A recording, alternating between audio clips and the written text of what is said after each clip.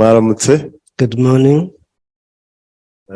Ndashima Imana ko mbonye uyu mwanya wo gutanga ubuhamya. I thank God to have this chance to testify. Icyo mvugaho ni uko mu buryo bwose twe tuba tubizi ko icy'ingenzi amahirwe tubonye icy'ingenzi ari uko tuyabyaza inyungu yo kuvuga ubutumwa bwiza. What I want to share is that whenever we get any chance, for us, it's the chance to preach the gospel. Ubundi ubutumire bwari ubwo kuganiriza ikipe y'umupira w'amaguru. I was invited to speak to one football team. Gusa uwantumiye nawe abizi ko tufitanye bisiri yuko tubabwiriza ubutumwa iby'umupira bikazaba biza. But the one who invited me knew that if I go there, we shall preach the gospel. Gusa nawe yajyaga akorana nabo siporo ariko akababwira ati jyewe ntabwo ibi biba bihagije, hari ibindi mba nzi nabafashamo kugira ngo murusheho kugubwa neza bitari siporo gusa. He used to join these youth for physical exercises, but he used also to tell them that there are more things to tell them or to show them that can benefit them. Ubwo rero arababwira ati hari umuryango ubi Kigali w'urubyiruko watwunganira ibintu byinshi ariko ushingiye no kwiyobokamana wazana nunga muri ibi mba mbigisha bya Bibiliya. So he told them there is one youth organization which is based Christian organization. If you allow, I will invite them to join us. So rero twabiteguye igihe ariko nkumva abantu ari harehare kandi uburyo tuzavugamo ubutumwa butari uburyo buziguye bwo kwihuta uvuga ubutumwa ubanza kubisasira. We organized this for long, but I had doubt because there was no the clear program to preach the gospel. Numvaga uburyo ababwirizamo ari ukwizera uruhande rumwe ariko nanone harasa nubafatirana babaza ngo na siporo mu gihe baruhuka ati hano hari ubutumwa. I judged him that he just profit their sports, but is not the time for preaching. Ngeze rero nanjye arababwira ati ntureba ko mbazaniye umuntu ukunda siporo ariko w'umupasiteri nanone. Arriving there, he introduced me saying, you see, I brought someone who likes sports, but he is also a pastor. Ubwo natangiye nshaka icyanditswe gifite icyo gihuriyeho na siporo. So from there, I preached the gospel, but I tried to find the scripture which can be matching. Icyanditswe kiri muri Timoteyo wa mbere ibice 4. There's one scripture in 1 Timothy chapter 4, umurongo wa 8, verse 8. Gitangira kivuga ku bintu by'imyitozo y'umubiri.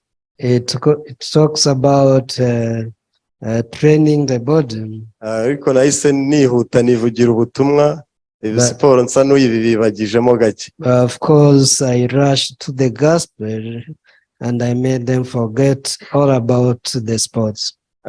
Bamwe nasanze bari baranizeye ubutumwa bwiza. Some of them had already believed in the gospel.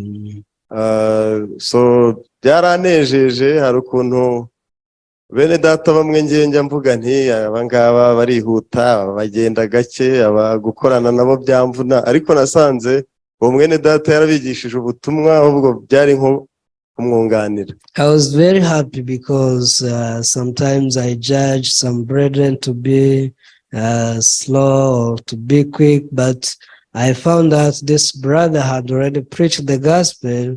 It was just supporting or assisting him. Hano rero haravuga ngo kuko kwitoza k'umubiri kugira umumaro kuri bike naho kubaha Imana kukagira umumaro kuri byose kuko gufite isezerano ry'ubugingo bwa none n'ubuzaza nabwo. The scripture we read says, for bodily exercise profits a little, but godliness is profitable for all things, having promise of the life that now is and of that which is to come. Nabwiye ni kwitoza kugira umumaro ntiyego batiye So I told them, but the exercise profits, yes or no?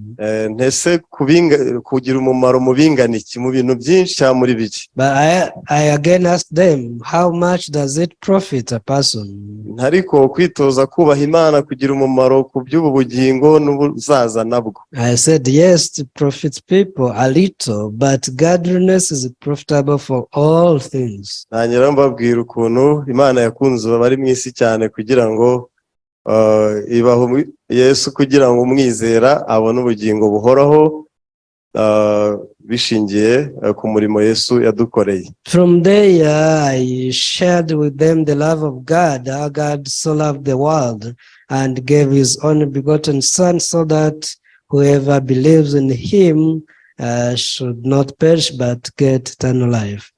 Bamwe barishima, gusa haba harimo abo ureba ukabona ko ibyo bintu uzanye atari byo bintu bari biteguye. So they were happy, but some of them it seemed that they were not expecting such preaching. Aba bazi ko ari ukuvuga ibintu nk'ibyo basanzwe bumva bidafite challenge kuri bo. They like things which don't challenge them. Nyuma yaho rero twagiriye ubuntu, baradukunze, uburyo twaganiriye neza, banatwereka aho bagerageje gukora umuganda igice tujyanayo, ko biba no muri porogaramu imwe yacu ya UIF abaturage. Then they loved us, even they showed us a place where they tried to do community work, but they didn't finish, so we had to go together to finish that work.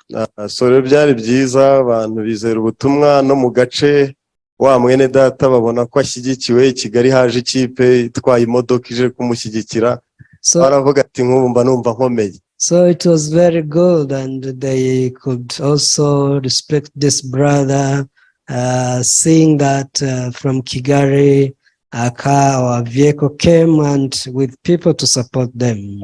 Ubwo rasigara afitemo n'abakanyamuneza ko gukomerezaho, ariko batubwira ko bishoboka twahahora, twahakodesha inzu tukakomeza tukabigisha. So I left him very happy, and they said, please, if possible, you bring your office here and you work together.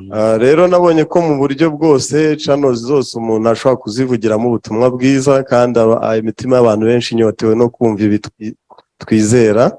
Niyo mpamvu tutakagiye tuvuga ngo aha biremera, ngo aha ntitwahavugira ubutumwa, hose biba byemera. So I realized that in all channels we can preach the gospel. There's no any forbidden place we cannot.